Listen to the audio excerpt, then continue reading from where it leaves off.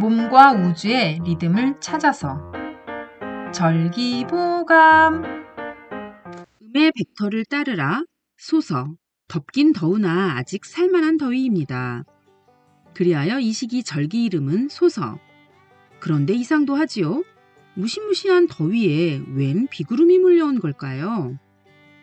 천둥과 번개, 폭풍까지 동반한 비가 너무 오래, 너무 많이 내립니다. 도대체 날씨가 왜 이런 변덕을 부리는 건지 알다가도 모를 일. 이번 절기엔 극적으로 돌아선 소서의 날씨 변화를 집중적으로 탐구해 봅시다. 음력으로 6월, 양력으로는 7월인 미월에 들어서야 우리가 생각하는 쏘핫한 여름 풍경이 펼쳐집니다. 12지지인 미를 하루의 시간으로 돌려 생각해도 마찬가지입니다. 해는 오시에 가장 높이 떠오르지만 정작 우리가 더위에 지치는 때는 그 다음 시간, 즉 미시 1시 반에서 3시 반 사이입니다. 말하자면 컵에 물을 따르기 시작해서 그것이 넘칠 때까지는 시간이 필요한 법입니다. 절기력에 따라 살면서 느끼게 되는 것은 눈앞에 나타나는 풍경과 양의 변화에는 늘 시간차가 존재한다는 겁니다. 양의 미세한 운동이 현상으로 드러나 사람의 감각에 와닿는 것은 언제나 한 박자 듣습니다. 그래서 우리 감각으로는 여름의 끄트머리 절기인 소서, 대서, 즉 미월에 이르러야 여름이 절정에 다다른 것처럼 느껴집니다. 하지만 미월은 음이 신압으로 움트고 있는 반전의 달입니다. 미월의 미자에도 이와 같은 뜻이 담겨 있습니다. 미자를 응시해 봅시다. 나무 목과 한 일이 결합한 모습으로 보입니다. 무성하게 자란 나무가 이미 정점을 지나친 모습입니다.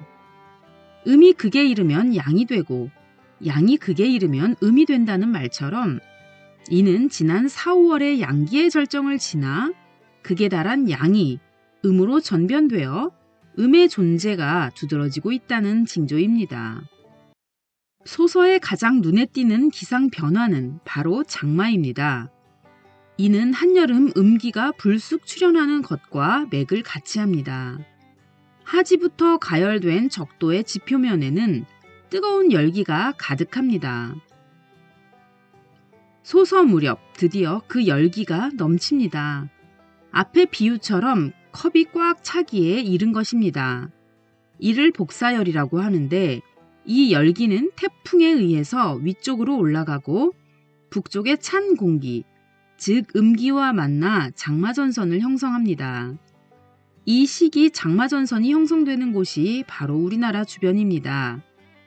즉 장마는 뜨거운 양기가 극에 달해 내달려와 음기와 불안정하게 만나고 있다는 징표인 셈. 그래서 이즈음 하늘이 어두워지는 저녁 8시경 동쪽 하늘에 견우성과 직녀성이 떠오르기 시작하여 자정 무렵에는 머리 위에 직녀별이 뜨고 남쪽 하늘에 견우별이 뜬다고 했던 것입니다.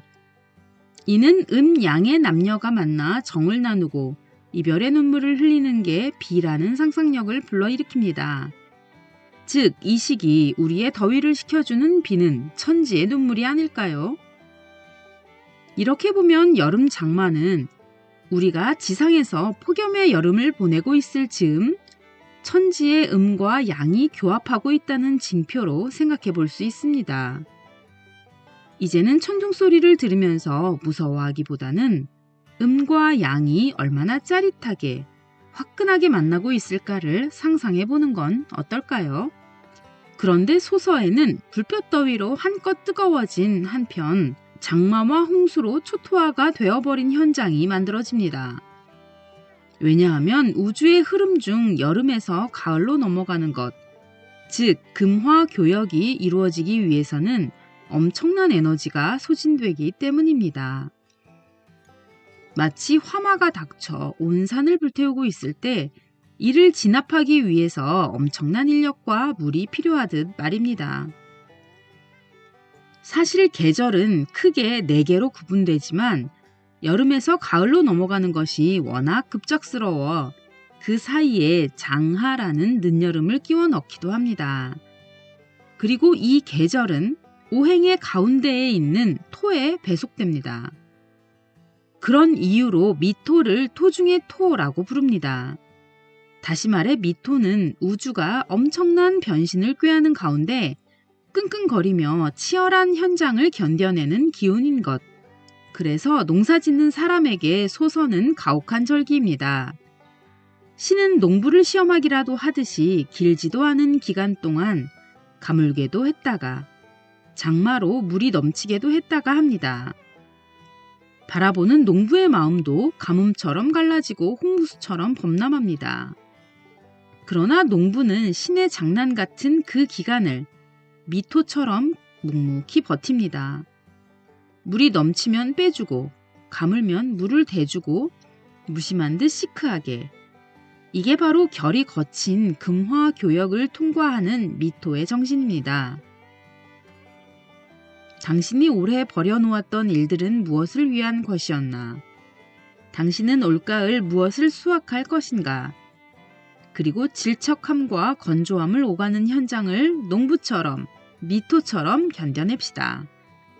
다가오는 어려움은 무심한 듯 시크하게 넘깁시다. 흔들리는 마음의 중심을 음의 기운으로 지켜내면서 동의보감이 전하는 건강 꿀팁. 매년 겪는 더위인데 이렇게 매년 겪을 때마다 새로울까요? 몇십 년이나 만났건만 더위와는 도무지 친해질 수 없는 걸까요? 여름 한철은 사람의 정과 신이 빠지는 시기로 심은 성하고 신은 쇠한다. 신은 변하여 물이 되었다가 가을이 되면 엉기기 시작하여 겨울이 되어야 굳어진다. 성생활을 더욱 금하여 정기를 굳게 길러야 한다. 동의보감에서도 여름은 정신줄 놓는 시기라고 하네요.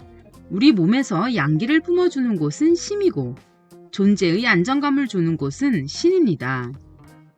이들 사이에 문제가 생기면 정신의 문제로 이어집니다. 하지 이후에 열병을 앓는 것이 서병이다. 설한 상화의 작용이다.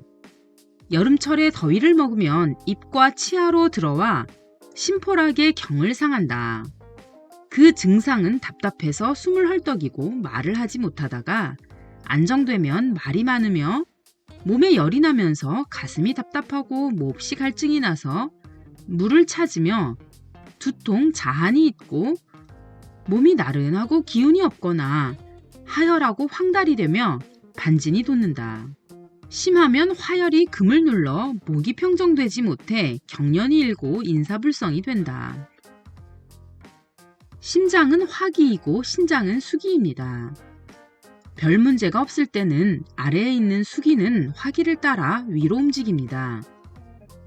반대로 위에 있는 화기는 수기를 따라 아래로 움직이죠. 쉽게 말해 수기와 화기가 꼬리잡기 놀이를 신나게 하고 있으면 건강한 거죠.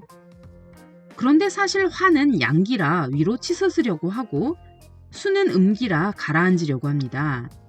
특히 절기상 여름에는 상대적으로 화가 세지고 수는 약해집니다.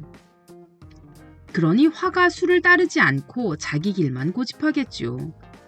이렇게 수승화강 운동이 제대로 이루어지지 않을 때 몸은 물론이고 정신까지도 헐렁해지게 되는 겁니다. 그러니 화기를 누그러뜨리고 수기를 보충해 주는 게 여름을 잘 나는 방법이 됩니다. 정은 좁은 의미로는 정액을 의미하기 때문에 동의보감에서는 여름에 지나치게 주색을 밝히는 것을 삼가야 한다고 말해요. 정은 음식물에서 오기 때문에 입맛이 없다고 정 없는 끼니로 때워서는 안 됩니다. 차곡차곡 채워진 음기로 무더운 소설을 버틸 힘을 잘 만들어 가야겠습니다.